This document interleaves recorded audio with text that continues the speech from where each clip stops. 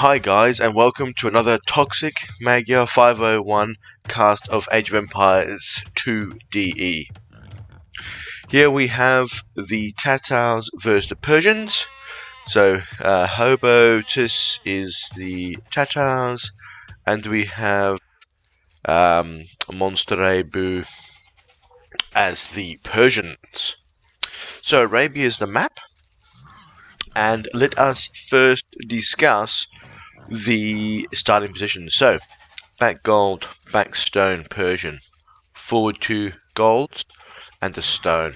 Okay? So, nice back berries. Like, this is a really, really quality map. Very easy to wall on the sides.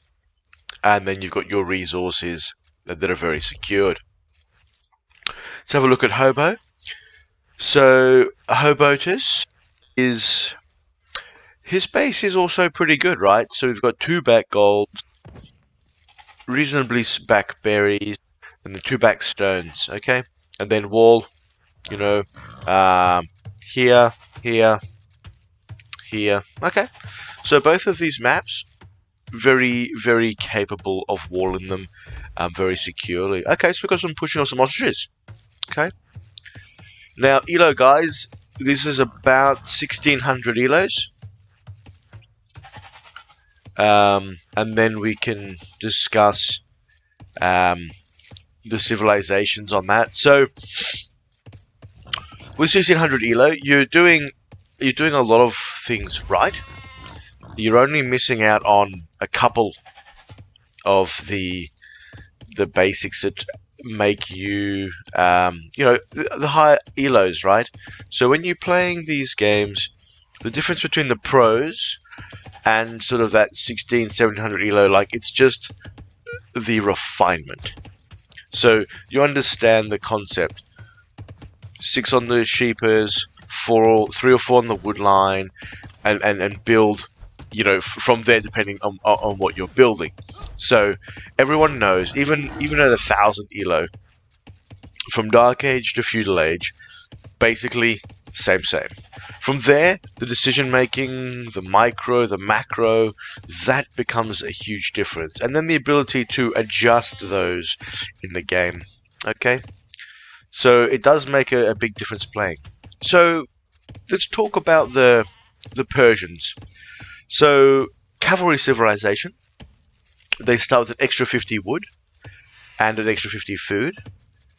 The town center has 2 times hit points, and then the work rate is 10% faster in Feudal Age, 15% in the Castle, and 20% in Imperial Age. Now these are that's a boost. That's a really, really quality boost. And then we've got the unique elephant, the unique unit, which is the War Elephant. You don't see that very often, but a beastly unit. You'll see it much more at lower elos, and we did see that discussed when we watched the arena game with the Franks and the Gothic player, one of my earlier videos. So we are then with unique tech. So we have the Comadron Archer. So the Archer line gold is replaced by additional wood cost. So basically you can make archers on wood. As long as you have wood, you can make archers, okay? Spam archers. But not arbalists, just the archers, okay? And then we've got the Mahouts, which is the war elephants are 30% faster. So obviously, with the cavalry running around the map all the time, your elephants get left behind because they're big and slow. But you know, making them 30% faster, that is a really devastating bonus. And then the team bonus for the Persian player. So team bonuses, guys, is when you and anyone else on your team benefits from that bonus. So the knights have +2 attack versus archers for the duration of the game. Okay, so we're just seeing basically on one wood line, we've got the food coming in here, and then we have the second wood line now. So that's really how you want to do this. If this gets harassed, you've got a second one playing. If this one gets harassed, you've got this one over here still being able to collect those resources for you. Very good. Okay, so we'll come back. We're going to talk about the Tatars, and we will come back and discuss more about the game. So, Tatars, we're getting some walls here from the Hobotus. We've got a nice-ish woodline here. The Tatars. So interesting civ. It's a cavalry archer civilization. So villagers gather an extra 50% food from herdables.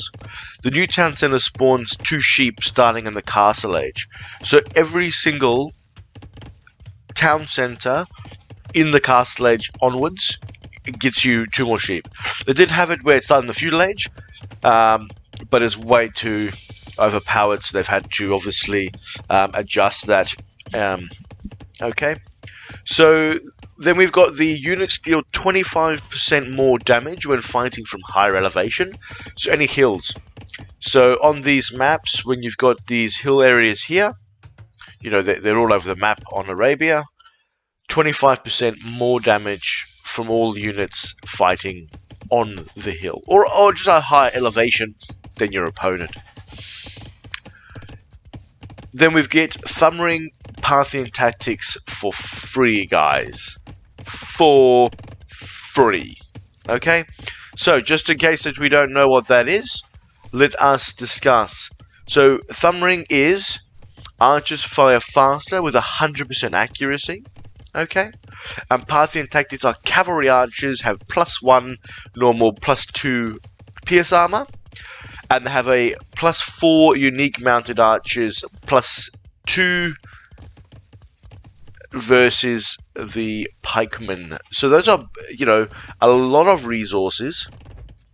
We're not going to get into the resources because when you're playing, you can work that out. We're just going to talk about what things are, how they affect you, right? So that is a fantastic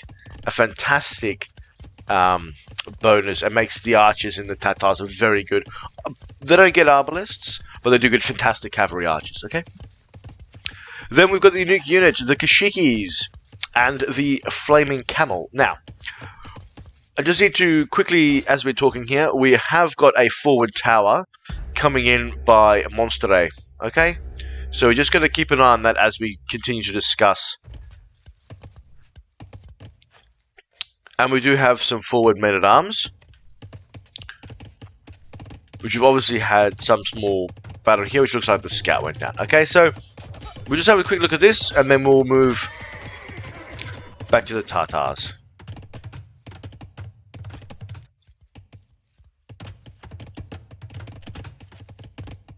Okay, so the Kashikis are a castle unit.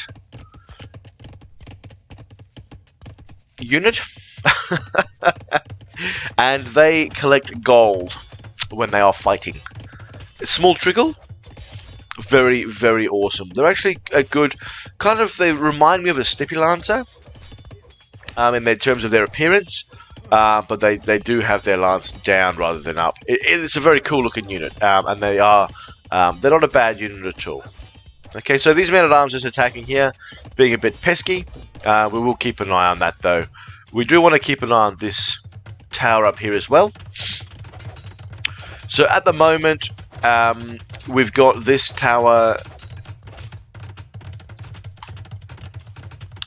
Like, this is a bit difficult to say. So this tower is going to deny these resources later on. At the moment, though, as you can see, we are taking this gold and we have this stone available to us. So really, the map needs to be scouted better. If you want to place towers, you want to be denying resources. So, you know, we've got 4 villages that have been idle for a while now, building towers using resources. Okay, we have got Hobo has built a defensive tower. Necessary? Meh. We'll see. Later on in the game we'll tell. At the moment, this does seem like a reaction, which is fantastic. That's exactly what Monster wanted. He wanted a reaction from Hobo, which is what he's got. Okay? Now, we do have a questionable woodline now. Really what you want is 5 villies to 1 lumber camp. Okay? Obviously, when you have resources, a shortage of resources, you have to do what you need to do, but that needs to be corrected as soon as. Okay. Now let's go back to our little men-at-arms. what are they doing? Again, they're just attacking, so this village will repair forever, and these guys will attack this forever. Oh! Archer. Archer on the field. Now, let's see. So this archer is going to just harass. So, remembering that most of the time, when a army doesn't have the archer upgrade all the way down the line, you do tend to see that only a couple of archers will come out. They won't be upgraded heavily. They're literally just there to create either an attacking or defensive nuisance, and then they transition into the unit of choice later on. Okay. Awesome. So again, these archers from Hobo as well. There's no speciality with them. They are just, at the moment, stock standard out of the archery range, if you like. So we do have these 4 villages that have come from all the way over here. They've built a couple of towers to be annoying. Like, this is a fantastic tower for denying this wood line. You've got them now trying to build another tower in where there should have been the first tower, but now you've lost one villager. You've got a second villager that's about to be killed, but he's going to escape it. Okay. At this point in time.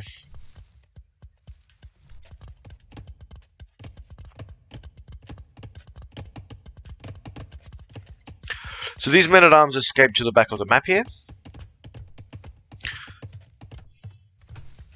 And these villagers look like they're on their way home.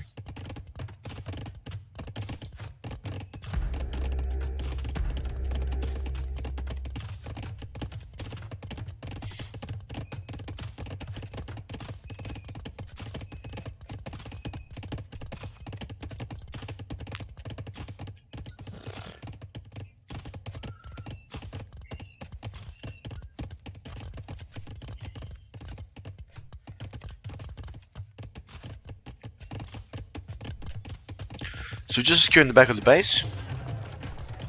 Oh, guys, the market. So we love the market. For anyone who hasn't seen our stream before, the market is an underutilized weapon in this game.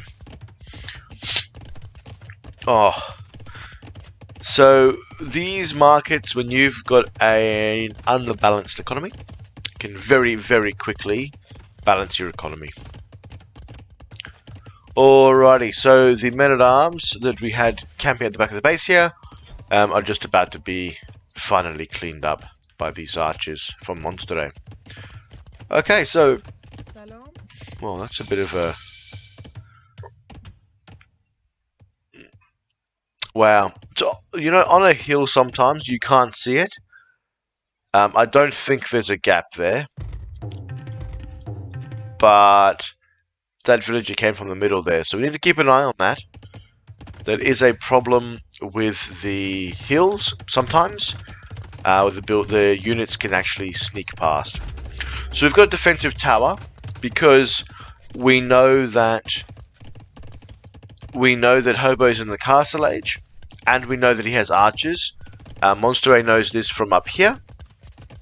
So as he's taking his forward gold first, he has built this tower to help secure it. Okay, even though he has this back gold, I think while it's early in the game, take your forward gold first, and then you can fall back. You don't want to use this first, unless you're going for a hidden strategy. Because if this gets pushed off, then you've got secure back gold, and you've got a substantial amount to help you push back. Okay. So villagers jump straight in the tower and they repel these archers very quickly. We just want to keep an eye on all aspects of the map here as we're continuing. So now that Hobo really needs to organize this. This is really not an effective way of using the lumber camps. Okay. Now, we're in. What do we got here? So, what we have is nice walls forcing Hobo into the town center while it's garrisoned. And now we've got these archers. So, now that Monster is in the castle edge as well, we are looking for... well, again, we're looking at a Persian player that doesn't get the Arbalest upgrades. Are we going to see a lot of Archer upgrades? Probably not, because the Persian player is most likely going to go into Knights. And look, we've got Knights on the field. Okay. Now that Archer army from Hobo, like, really wasteful. It didn't do a lot of damage. Okay, obviously hasn't been here for a while, scattered this side of the map with his men-at-arms. But that was a lot of archers that really didn't do a lot of damage. Okay. So Hobo's dropping his second TC.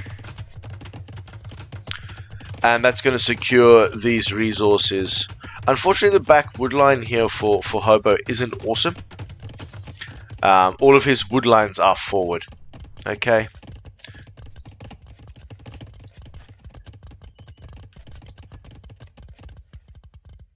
And as discussed, we have the knights coming forward now.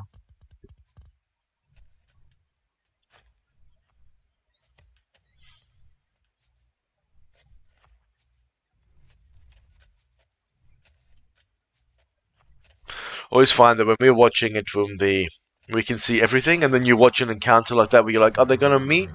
And then they trickle off into their separate journeys. So these were not patrol, these were just sent to wander. And fortunately enough, we're not going to see any casualties there. Now we have horse archers. So these knights waltzing straight in, straight onto the gold. Oof!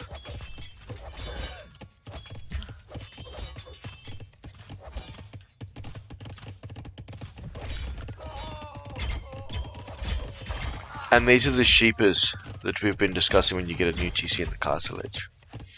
So that was a really disaster for Hobo. The idle TC, but has pushed the knights away now.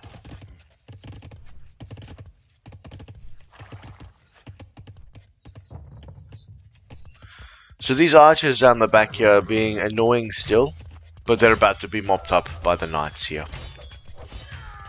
Okay, so we've got some camel riders. Some camels from the Persian player.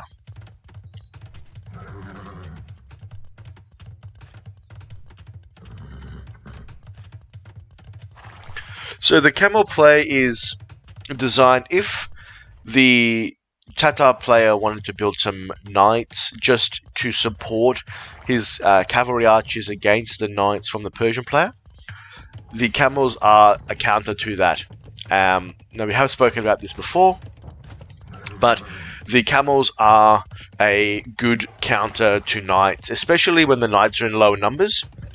You have your own knights anyway, but when you mix in a few camels with your own knights, you are going to get an advantage over your opponent who is only building the knights exclusively. So, what we do have is the Tatar players down the bottom here.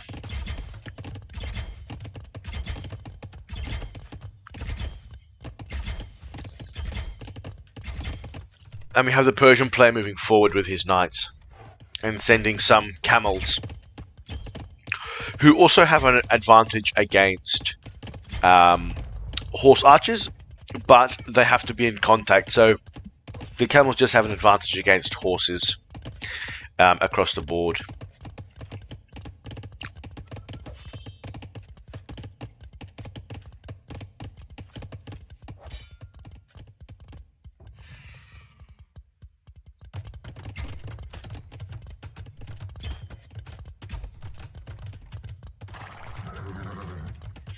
And the third TC from the Tatar player, and it gives us out another 2 sheepers. And we'll fire under the TC, so the Tatar player gets the bonus of the TC firing, as well as from its horse archers as well. So these knights and camels don't have any attack upgrades. They do have their defense upgrades.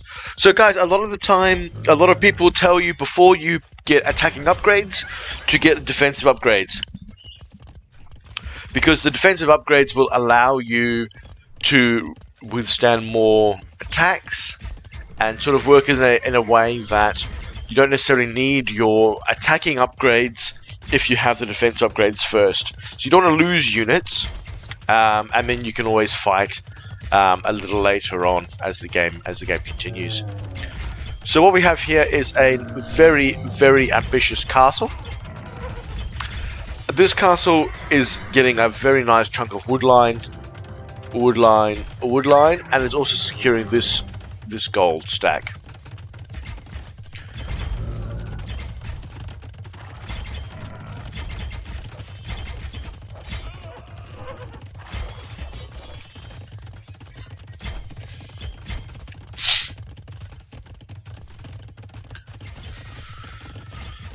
This might be a hobo's third stack, actually. I'm just having a look in his base. She said back gold and stone,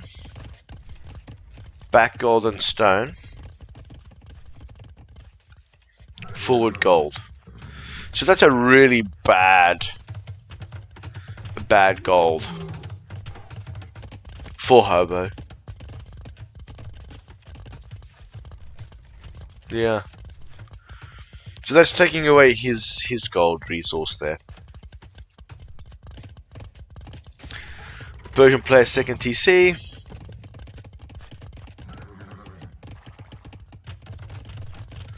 And the horse archers that were down here never made it inside to do lots of damage. They just came back home. That tower is now gone as well, in case you guys didn't see that before. We're just looking at other things, and we're going to just shoot down this house as well. So even though the house isn't doing anything, it is giving the opponent a line of sight, and to see all of hobo's villages on this wood line, you need to really clean up all of these Persian buildings, and that's going to put the shadows back into the game for hobo. So the score's very even. Hobo is on his way to the Imperial Age after putting up this castle. So you need 2 buildings or a castle to go to the Imperial Age from the Castle Age, as well as the necessary resources.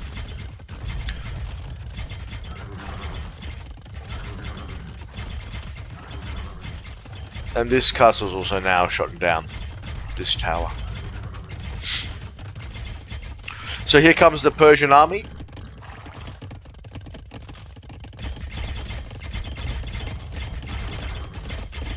And it must have seen these villages, but has decided not to engage. Because if he engaged on the villages, he's also giving away his position. So Hobo's seen that now, and is going to chase him down.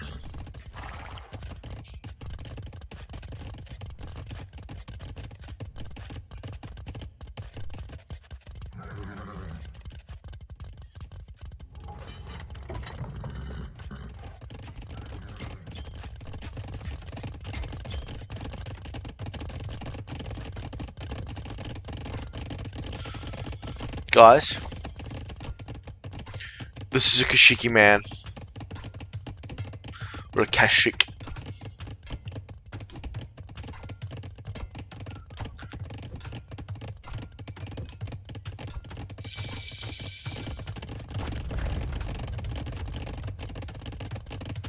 I suppose it looks quite cool, but as you zoom in, you do get a few pixels. So from about here, I think, excellent quality graphics. Alrighty, and we have an engagement. Oof! Whoa, whoa, whoa, whoa, whoa, whoa, whoa, whoa! Man, some free units there. Woo. So as you're moving around the map, guys, gals, lads, ladies, we've got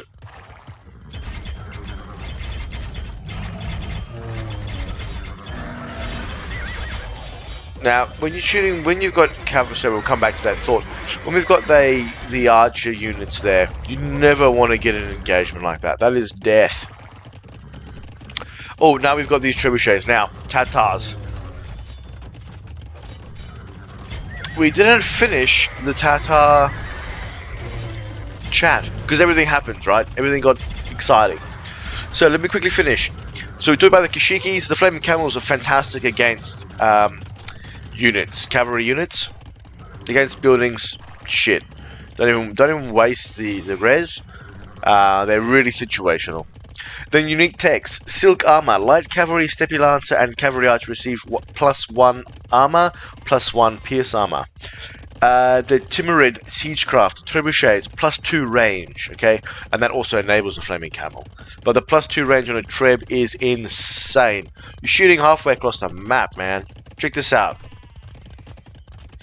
And then the team bonus, as discussed before, the cavalry archers have a +2 line of sight. Now there was a treb just shooting from here, so these trebs have gotten a lot closer.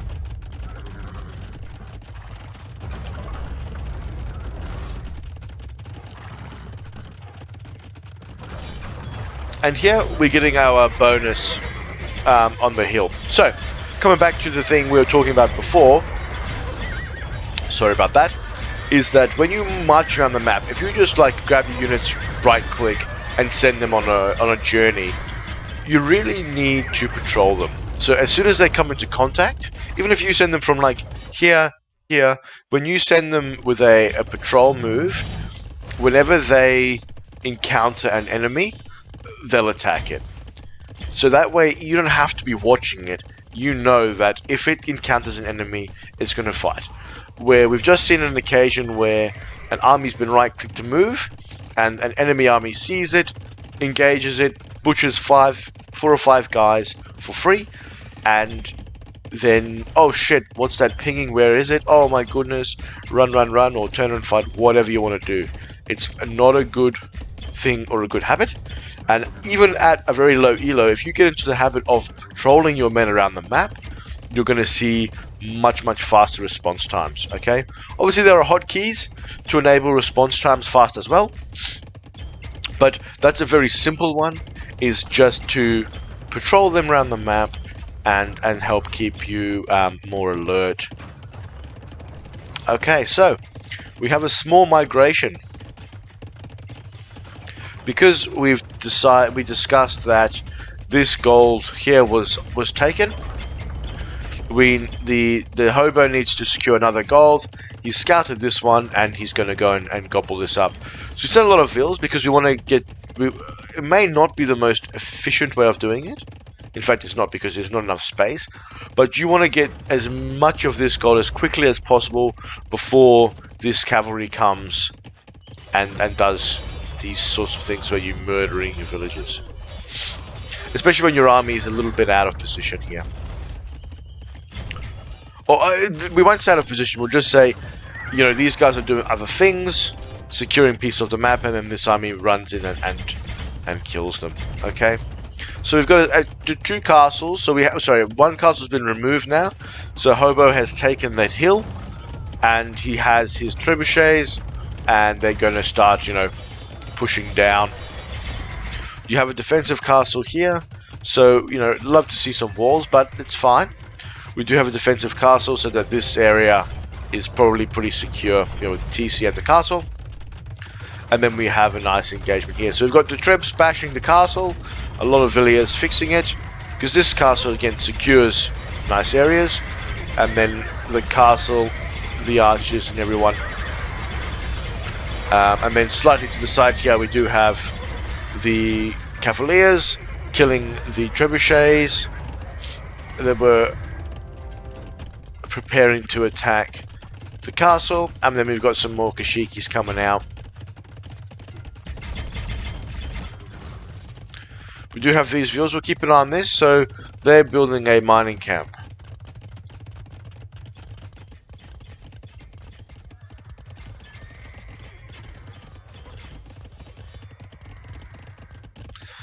So these Kashikis here are going to come and mop up these red guys, because we don't want the Persian player to know that we have gold here, that our guys are mining this gold at this point yet.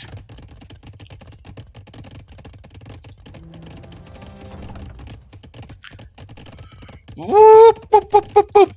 I need to get an overlay that has like something outrageous, because what the actual this is what you would describe as shenanigans on the wood line. Like, this is not 1600 ELO wood lines.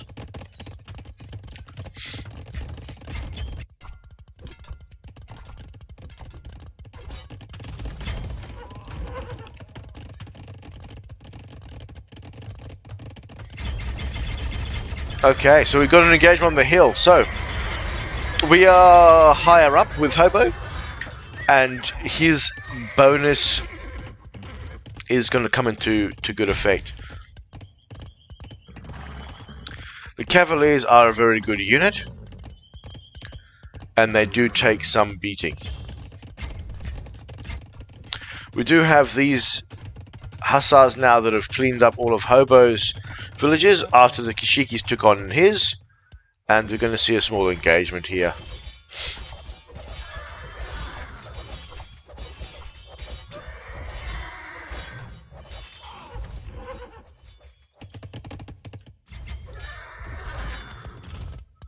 Okay, let's see. So we have a trip on the hill. So the higher attack, guys, is for all civilizations. Okay, so every civilization gets a small buff for being higher than its opponent whilst fighting. However, the Tatar bonus is an extra 25% on top of that. So the counter to archers is skirmishers. So we did just see some upgrades for that, and we're seeing Hobo also upgrading the first attack for Malay units. So what we're looking at, guys, is a transition from Cavalier, because Cavaliers are being murdered, right? They're a heavy, expensive gold unit, and they're being murdered as we're watching some raids happening at the top here. So the Cavaliers are being murdered by a ranged unit. They come close enough, and they've got a critical mass that every time they're marching forward, you know, death, death, death. So we really need to transition, and the counter to the horse archer is skirmisher. Now, in saying that, you've got also hussars. So hussars are a little bit, they repel or are a bit resistant to archers. So you take them to take the fire, and then your skirmishers will come in and they will organize the defense nicely against these horse archers. Okay. Now the only thing is like many things, the counter unit to a more powerful gold unit, there needs to be a substantial amount of them. Okay. So we see here the Monsterey has secured this gold. At this point in time, the skirmishers are trickling in. The hussars are now starting to mass. So Monsterey does have the economy to do this. Hobo needs to use that market and balance his economy a little bit. Although Hobo no longer has anybody on gold, so these villiers who have been here for a little bit need to get organized. And the idle TC time. So yeah, we've got a lot of TCs, and we're at a nice, healthy, comfortable population in terms of the villages, and that's why the idle TC now will just skyrocket. It's no longer a relevant piece of information. So we do have some light cavalry coming from Hobo now, and this is to help stop the skirmishers because the skirmishers are very susceptible to cavalry because they're a ranged unit. They have a minimum range, so they have to come away before they can actually fire. And these archers on this hill with some light cav protection. Oof. Hobo is doing a really great push here. Now we do have hussars raiding. Now this is the most annoying thing in Age of Empires. If you do not have your base walled and secured, you're going to be raided to the hell. And we're seeing about 15 villages-ish going down there. And the army has to come back to clean it up. Now, Hobo doesn't have a very good population. Like, this needs to be at 200. We're an hour into the game. He is struggling a little bit, or was struggling a little bit for resources. No, he's not anymore. We really need to get that number pumping to the 200 mark. So the Cavaliers and Skirmishers have killed and thrown off Hobo because he's had to move his army home, okay? So an almighty push the castles, entering the base. Raided, has to go home, and is being raided again. So Hobo had a really tough chance at the beginning with that gold so far forward. And I definitely think that the game is still very much on here. That initial push has hurt a bit. The other thing we want to just keep an eye on is the 3 relics that the Persian player has captured. Now, Hobo doesn't have any because we can see 1, we can see 2. Okay, these guys tend to put these towers around the map, the outposts, just so they can see everything that's going on. So we're just watching the really savage raids going on. And we're seeing Hobo's villages dropping from that 115 mark to 57 and sub 100 population now. So he doesn't really have many villas in the bank. Many resources in the bank, and his army is all but spent. So we'll see what happens from here. We've got another forward castle coming to deny a lot of this farming eco, and with it the wood line. So although Hobo does have the back wood line, he is being very heavily pressured now.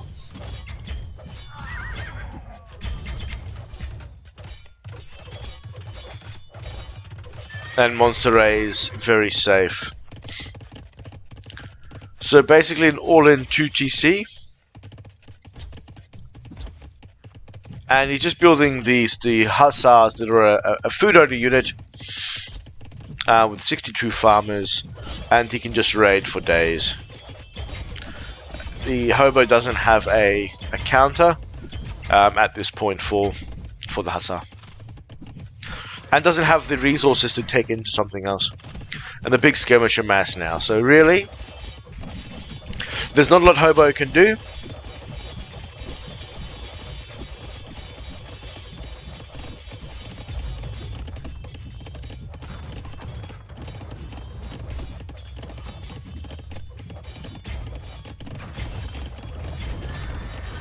He's fighting on. There's trebs on the field, the hussar raids. The villagers are climbing, so he's got a lot of TC, so he can boom back with that. And what we're seeing here is the Tatar player is going to come around the back and try and take out this castle. But the hussars and the skirmishers now are coming in.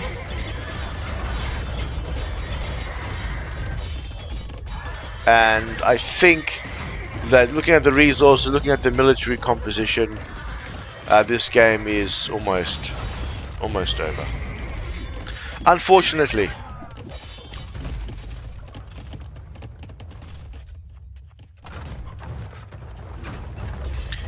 So the trebs are coming down now to take out the last defensive castle on the left side there.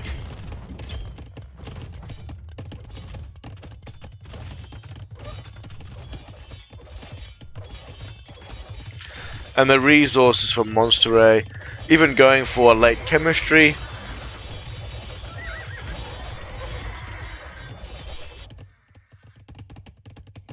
Complete map control. And I mean, really, I thought early on when Hobo was doing that huge push in the center, I thought the game was over. But that's how Age of Empires works, right? You just can't leave until it's over. Until that, your villagers are completely done. You know, he didn't get in his base, right? So he knew if he could repel,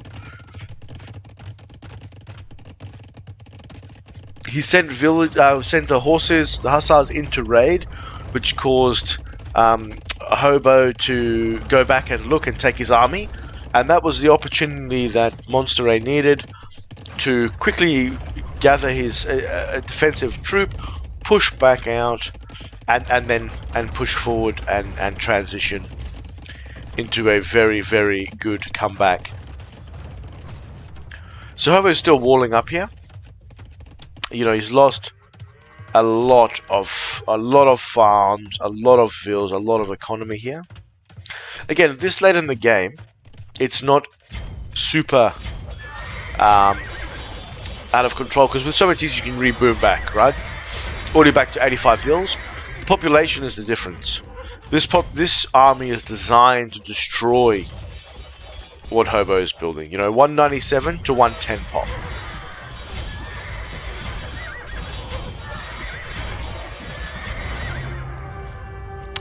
And there we have it, guys.